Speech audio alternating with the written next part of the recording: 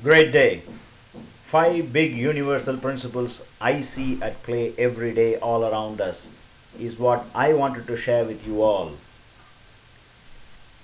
Let me start with acknowledgement.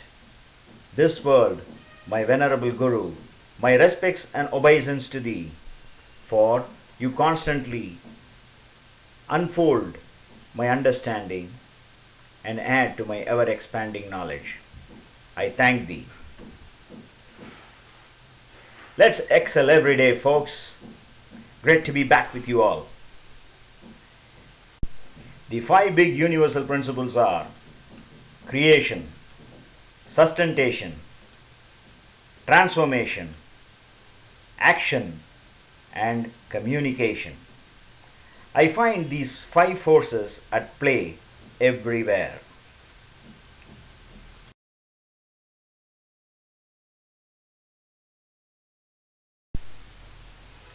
The five big universal principles are at play on any solutions or product or systems right from the word go.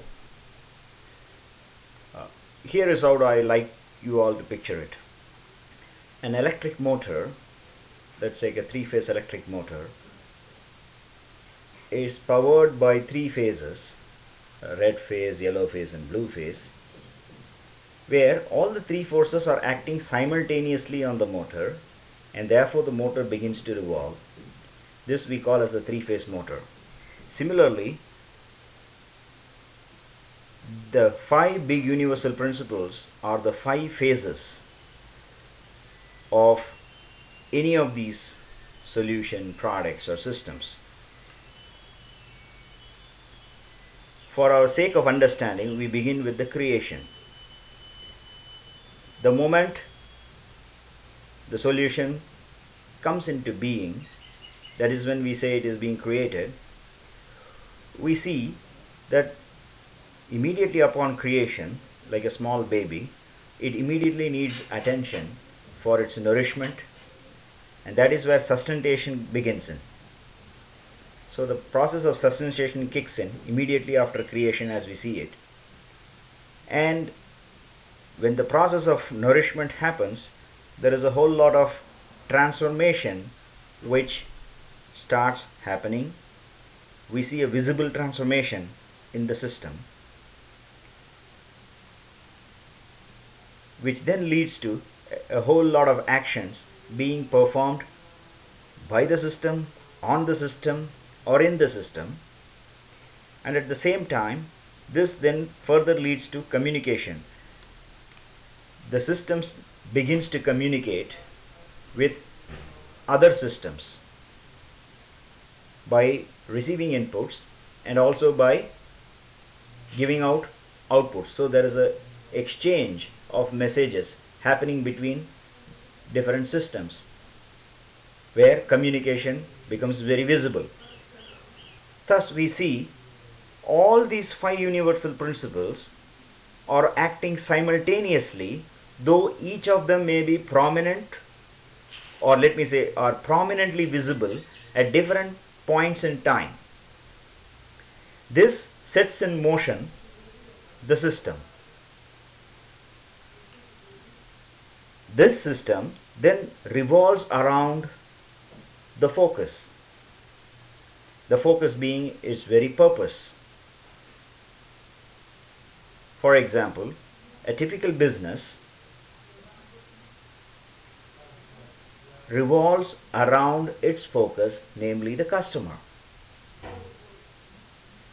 We could make a similar statements if we were to use it for any product or any other solutions or systems.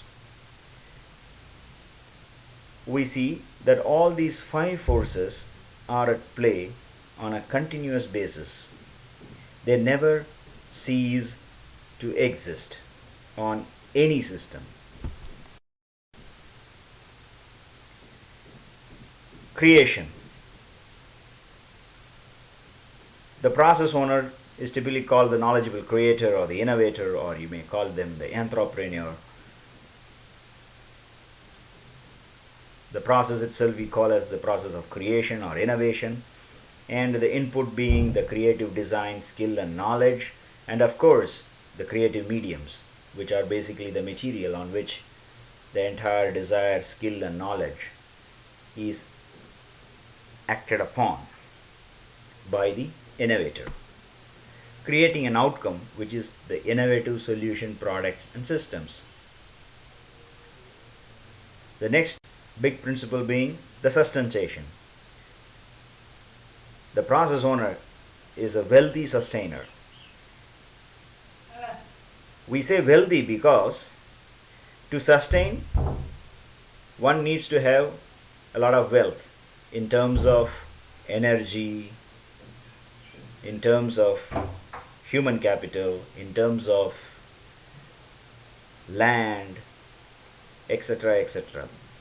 So depending on the situation and the product or the type of solution or the system, there are different wealth which are associated with the sustainable process for the sustainability of that system. The input being the sustainability, desire, skill and knowledge. Of course we need to have the medium on which this is acting is going to become the sustainable medium, and the outcome is then going to be a sustainable solution of products or systems. Next is transformation.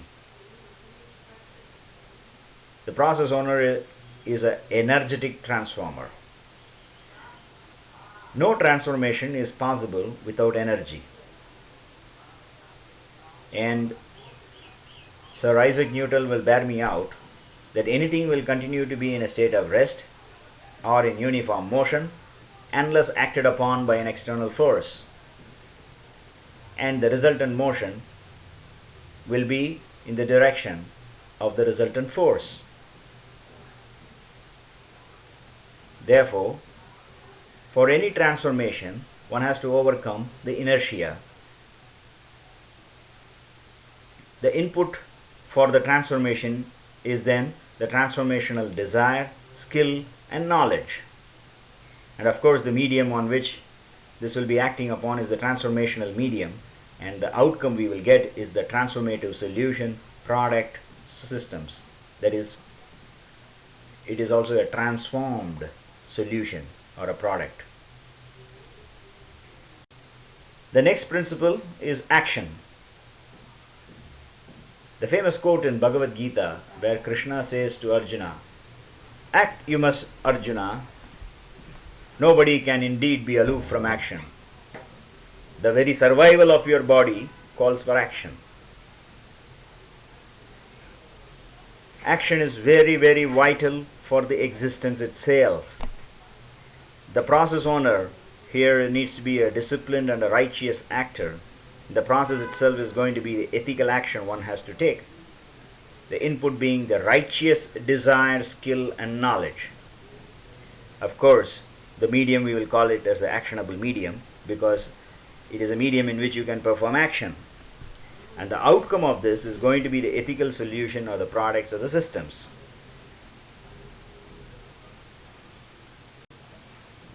Communication. Communication in essence is going to be exchange of messages and information between systems. So the process owner needs to be a compassionate communicator, and the process itself is going to be a clear and purposeful communication, the input being very clear and purposeful desire, skill and knowledge, which are going to be in normal parlances called as stimuli or inputs. And the medium we call it compassionate medium because it is able to process the message it receives, and the outcome then will be a purposeful solution, product or a system.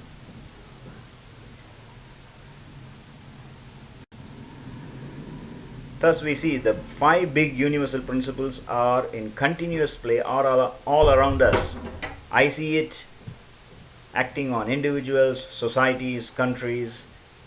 You can see it at play in the world of business, technology, and even in spirituality.